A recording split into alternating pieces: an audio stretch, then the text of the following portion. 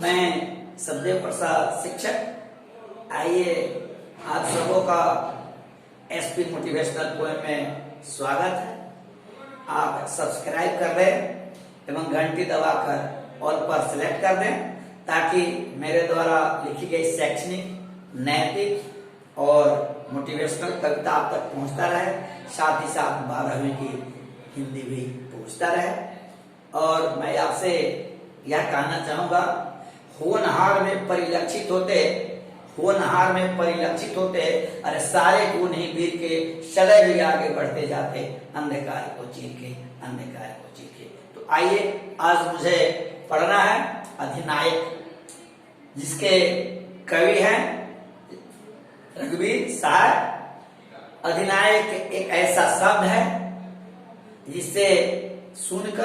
जिस शब्द को सुनकर आम जनता कहा जाए या आम पब्लिक, साधारण जिंदगी जीने वाले लोग जो भी है सभी के रोंगटे खड़े हो जाते हैं, क्योंकि जो भी अधिनायक होता है वह तमाम जनता के अधिकारों को, वह पूरी जनता जो है देश की, उसके अधिकारों को वो अपने हाथों में ले लेता है और जनता अधिकार विहीन हो जाती है। तो वैसे ही आज कविता मुझे पढ़ना है।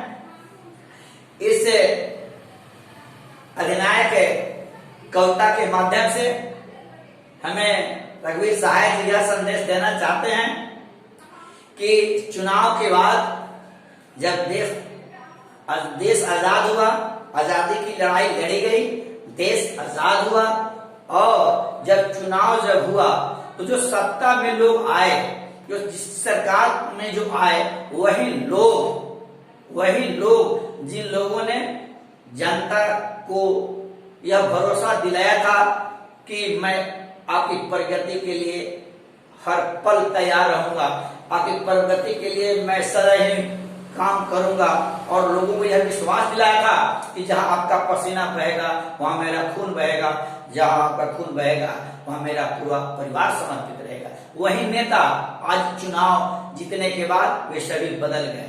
वही नेता आज, वही शासक वर्ग के लोग, सत्ता में आए लोग, वही कांग्रेस के लोग आज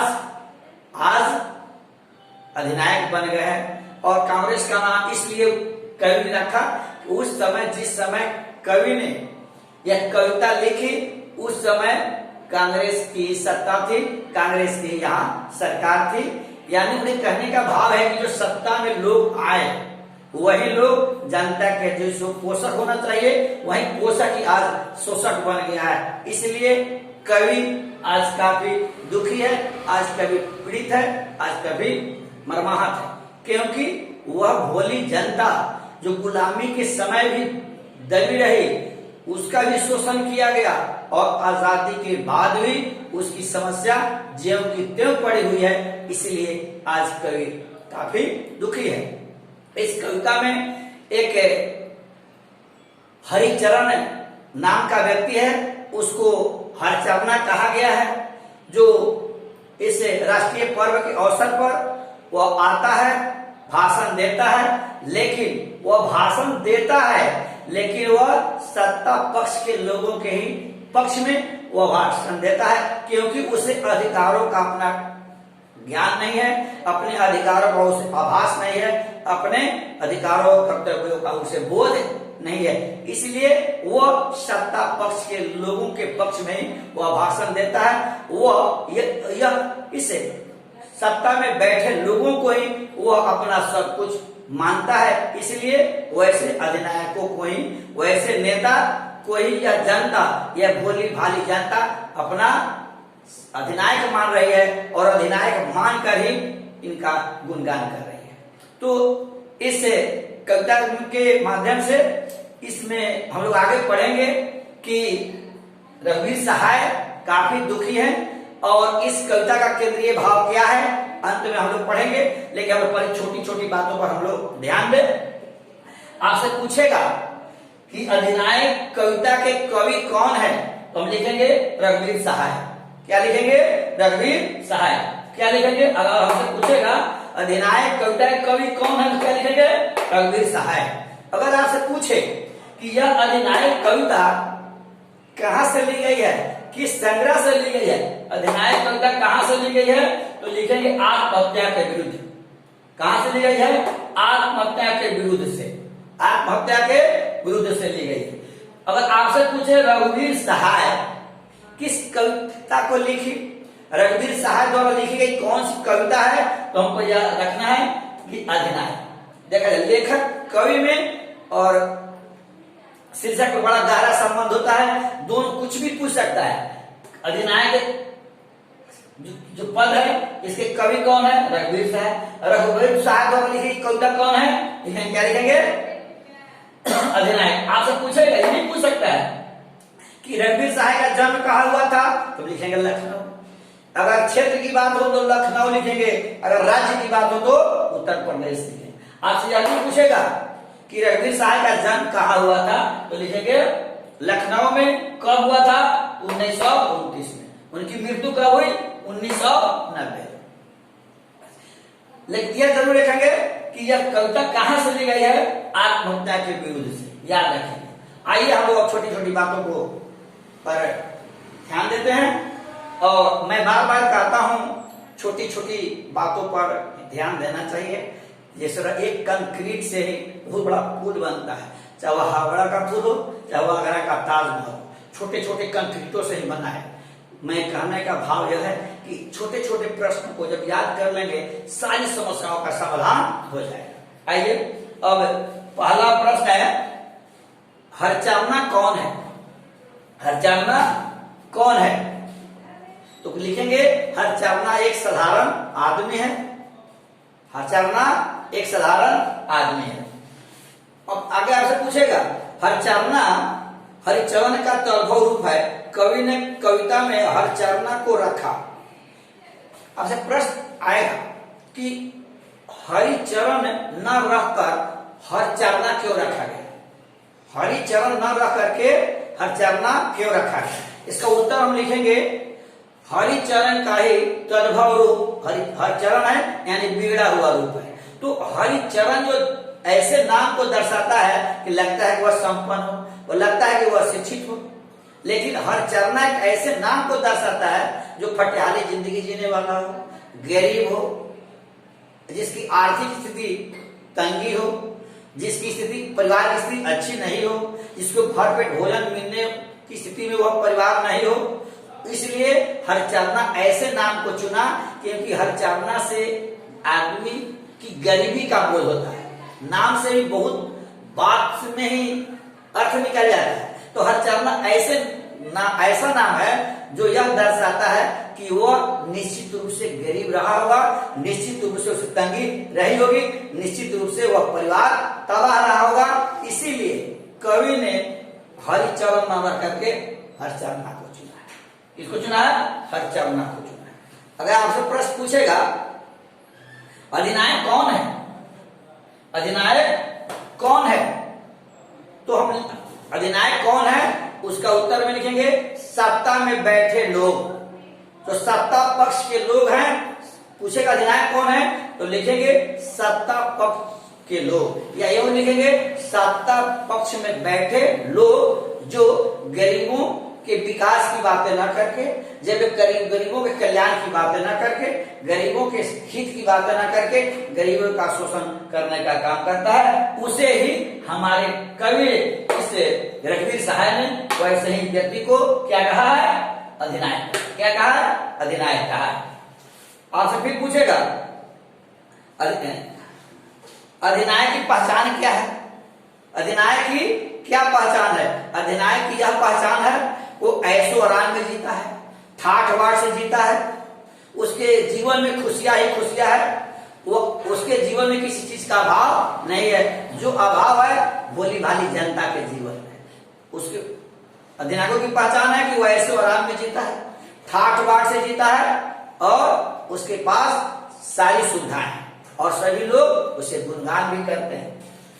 अगला प्रश्न होगा जय जय कराना का क्या अर्थ है, जय जय कराना का क्या अर्थ है। तो जय जय कराना का अर्थ है कि जनता भोली भाली है, अशिक्षित है, अनपढ़ है, उसे अपने अधिकारों और कर्तव्यों का ज्ञान नहीं है, इसलिए वह शासक वह सत्ता में बैठे लोग, जिसको आप शोषक भी कहें या पूंजीवादी व्यवस्था के समर्थक भी कहें, वे लोग जनता के कल्याण की बातें नहीं करते हैं और सिर्फ वह यह चाहते हैं कि जनता हमारी हाँ में हाँ मिलावे, मैं जो कहता हूं वही करे। यानी इसका अर्थ होगा, जय जय कराने का अर्थ है कि हाँ में हाँ मिलाना। हाँ में यह शोषक यही चाहता है कि हाँ में जनता हाँ मिलावे। पांचवा प्रश्न है, डरा हुआ मन बेमन बाजा रोज बजाता है। इसका अर्थ है कि जनता डरी हुई है, जनता सहमी हुई है, क्योंकि वह उसकी आर्थिक स्थिति अच्छी नहीं है, वह बदहाली की जिंदगी में जनता जी रही है, उसके पास कोई साधन नहीं है, इसीलिए मजबूरी में मन से या बेमन, जैसे देहात में कहा रो या गा के, वही बात है, मन से या बेमन से या यूं कहा जाए मजबूरी में जनता को अधिनायकों का गुणगान करना पड़ा है, नेताओं का गुणगान करना पड़ा है, सत्ता पक्ष के लोगों की प्रशंसा करना पड़ा है, भूरी भूरी प्रशंसा करना पड़ रहा है। आपसे कोई पूछेगा हरचरना विधायक के गुणों को क्यों गाता है, उसे क्या डर है? हरचरना यह जानता है कि देश में जो व्यवस्था है या पूंजीपतियों की व्यवस्था है, अधिनायकों की व्यवस्था है, अधिनायक चाहेगा वही होगा, देश में वही होगा जो अधिनायक चाहेंगे, देश में वही होगा जो सत्ता पक्ष के लोग चाहेंगे। वह इसलिए आज सभी लोग उसकी जय में जय कर रहे हैं, सभी लोग, या इसको यूं कहा जाए सभी लोग आज अधिनायकों की जय जय कर रहे हैं और सभी उसका गुणगान कर रहे हैं।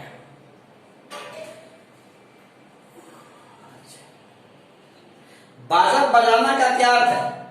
बाजा बजाना का अर्थ होता है, बाजा बजाना का अर्थ होता है तनिक भी सत्ता पक्ष के लोगों का विरोध न करना, तनिक भी सत्ता पक्ष के विरोध में न जाना, कभी भी उसके विपक्ष में कुछ भी आवाज न निकाल पाना, एक पल के लिए वे उसके विरोध में नहीं जाना, एक पल के लिए उसके विरोध में नहीं बोलना।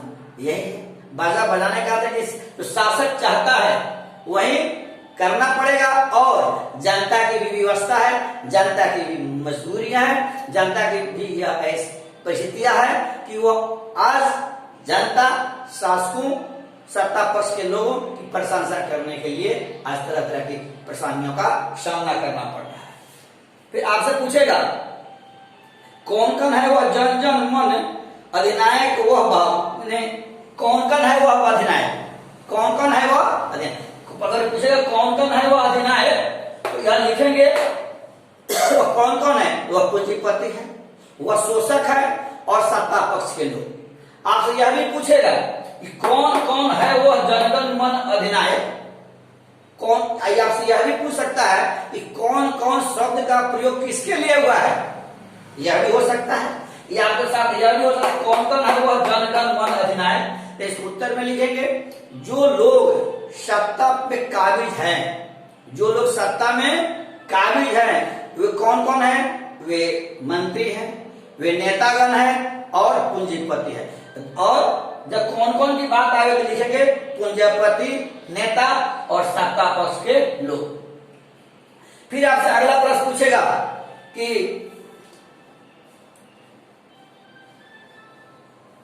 भारत के राष्ट्र गीत जन गण मन अधिनायक जय हे से इस कविता का क्या संबंध है? देखिए टेक्स्ट बुक तो हमेशा पढ़ना ही चाहिए। मेरा आपका प्रश्न है कि 10वां सबसे भी यही प्रश्न है, भारत के राष्ट्रगीत जनगण मन अधिनायक जय हे से इस कविता का क्या संबंध है? वेरी वेरी इंपॉर्टेंट क्वेश्चन है।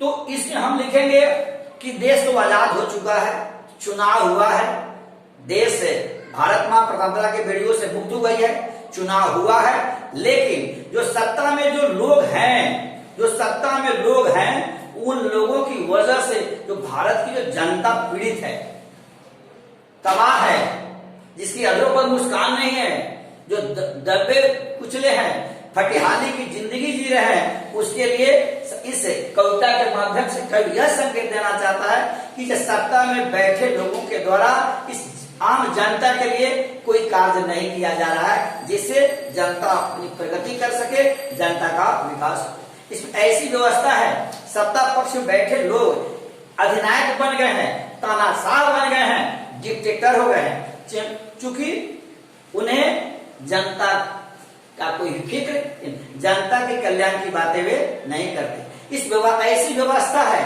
जिसमें अमीर और अमीर होता जा रहा है और गरीब होता जा रहा है, जिसकी वजह से भारत में 99% जनता आज काफी दलित है और 1% वही नेता आज अधिनायक बना हुआ है और जिसकी वजह से जनता का आज शोषण हो रहा है। आपसे फिर आगे पूछेगा व्याख्या करें। पूरब पश्चिम से आते हैं नंगे मूछे नर कंगाल, सिंहासन पर बैठा उनके कमके कौन लगाता है। देखा जाए इसमें पूरब पश्चिम का अर्थ है। सबसे पहले हम लिखेंगे कि प्रस्तुत पंक्ति रघुवीर सहाय द्वारा लिखित अधिनायक से ली गई है, जिसमें कवि ने जनता के दर्द को प्रस्तुत करने का काम किया है, हम लोगों को इस समक्ष प्रस्तुत करने का काम किया है, जनता को परिचित कराने का काम किया है। इसमें कवि यह कहना चाहता है कि जब 15 अगस्त हो या 26 जनवरी हो, यानी राष्ट्रीय दिवस की बात हो, तो सभी दिशा के लोग, सभी क्षेत्र के लोग, बिन कपड़े वाले लोग, फटे कपड़े वाले लोग, बिन चप्पल के लोग, नर कंकाल जैसे लोग, अभाव में जीने वाले लोग उस झंडोत्तोलन के अवसर पर वहां पहुंचते हैं और उस नेता को अपना अधिनायक मान करें, अब उस नेता को अपना अधिनायक मान करें, उसकी बातों को सुनते हैं और उसका गुणगान भी करते हैं। कवि यह कहना चाहता है इस माध्यम से कि वह शोषक वर्ग यह देश का ही है, लेकिन आज वह सत्ता में आने के बाद, सत्ता पर काबिज होने के बाद अपनी बातों को भूल गया है, अपनी आवाज को भूल गया है और उल्टे ही जनता का शोषण करने के लिए वह तत्पर हो गया, जिसे कवि आज बहुत आहत है। अगला प्रश्न आपसे पूछेगा कि किस कविता का केंद्रीय भाव क्या है। इस कविता का केंद्रीय भाव क्या है? तो इस कविता का केंद्रीय भाव यह देखा जाए तो एक कहावत है, जहां न पहुंचे रवि वहां पहुंचे कवि। कवि सूर्य तो अपनी रोशनी से लोगों को प्रकाशित करता है, लेकिन कवि अपनी लेखनी से प्रकाशित करता है। आज देश तो आजाद हुआ, उसमें क्रांतिकारी मेरे साहित्यों को, लेखों का भी बहुत बड़ा योगदान रहा, कवियों का बहुत बड़ा योगदान रहा। ठीक उसी प्रकार आज देश तो आजाद हो गया है, लेकिन हमारे रघुवीर सहाय जी काफी दुखी है, क्योंकि जो हालात आजादी के पहले थी वही हालात बाद में भी है। क्योंकि जो लोग चुनाव के बाद जो सत्ता में आए वे लोग ही अब अधिनायक बन के भोली भाली जनता को ठगने का काम करते हैं। इस प्रकार अंग्रेज लोगों से अपनी गुणगान कराता था, ठीक उसी प्रकार आज यही सत्ता के पक्ष के लोग, सत्ता में बैठे लोग, सत्ता पर काबिज होने वाले लोग अपने को अधिनायक मान रहे हैं और जनता से अपना गुणगान करा रहे हैं। तो इस कविता के माध्यम से कवि मुझे यह कहना चाहता है कि जनता जब जग जाती है ना, जनता के अधिकारों को कोई दबा नहीं सकता, जनता की आवाज को कोई दबा नहीं सकता, चाहे वह रूसी क्रांति हो या फ्रांसीसी क्रांति हो या चीनी क्रांति हो या अमेरिकी स्वतंत्रता संग्राम।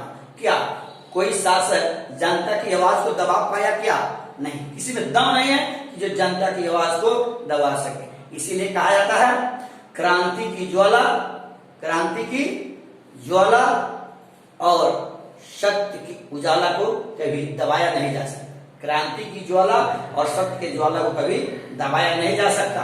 इसलिए कवि आम लोगों में जो पीड़ित लोग हैं, प्रताड़ित लोग हैं, जो शोषित लोग हैं, उन लोगों को जगाने का कार्य किया है कविता के माध्यम से कि उठो जगो, क्योंकि तुम्हारी कमी से, तुम अपनी कमजोरियों की वजह से तुम इसके तुम्हारी कमजोरियों की वजह से तुम्हारा शोषण हो रहा है। जिस दिन तुम जाग जाओगे ना, जिस दिन तुम सजग हो जाओगे ना, उस दिन इस शोषकों को समाप्त होना होगा और तेरे पैरों के नीचे उसे घुटने टेकने पड़ेंगे। इसीलिए कवि यह कहना चाहता है कि जनता जगे। जब तक जनता नहीं जगेगी तब तक उसके शोषण का अंत नहीं होगा। ऐसा ही हुआ, हर काल में ऐसा ही हुआ। कोई भी देश गुलाम था, आजाद हुआ किसकी वजह से? जगने की वजह से। वहीं रघुवीर साहब हम तमाम लोगों में एक क्रांतिकारी भावना को जगाना चाहते हैं। क्रांतिकारी का मतलब परिवर्तनकारी, क्रांति का मतलब परिवर्तन। तो इस कविता के माध्यम से हमें क्रांतिकारी भावना को जगाना चाहते हैं और इस तरह जगाना चाहते हैं कि उठो जगो, क्योंकि तुम अपने अधिकारों को क्यों खो रहे हो। एक पंक्ति है, वैसा शासक नहीं चाहिए जो भारत का करे विनाश।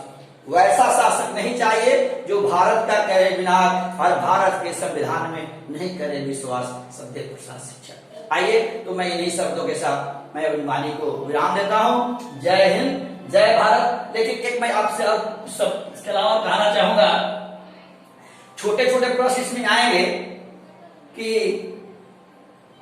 इसमें 2-3 और पंक्ति है। एक और है, राष्ट्रगीत में भला कौन है वह भारत भाग्य विधाता।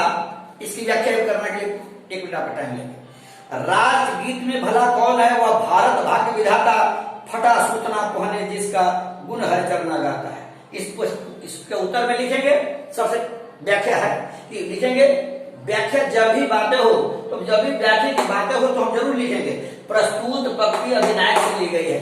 प्रस्तुत पंक्ति कहां से ली गई है? अधिनायक से ली गई है, जिसे कवि रघुवीर साहब, या इसको ऐसे भी कर सकता है, प्रस्तुत पंक्ति रघुवर साहब द्वारा लिखी गई कविता अधिनायक से ली गई है, जिसमें कवि यह दर्शाता है कि वह हरचरना नाम का व्यक्ति, हरचरना नाम का सज्जन फटा सूतना पहने आता है और वह राष्ट्रीय दिवस के अवसर पर कुछ बोलता है, लेकिन उसकी व्यवस्था है, वो आता है बोलता है, लेकिन वह जनता की आवाज को नहीं बोलता। वो अपनी आवाज को नहीं बोल रहा है, अपनी अंतरात्मा की बातों को नहीं बोल रहा, क्योंकि वह सहमे सहमा है, क्योंकि वह सहमा है और उसे ऐसा लगता है कि यह अधिनायक जो है, यह जो सत्ता पक्ष के लोग ही मेरे सब कुछ है, यही मेरा भाग्य विधाता है और यही मेरे जीवन दाता है। इसीलिए जनता आज अधिनायकों का गुणगान कर रहा है। ठीक है, जय हिंद, जय भारत।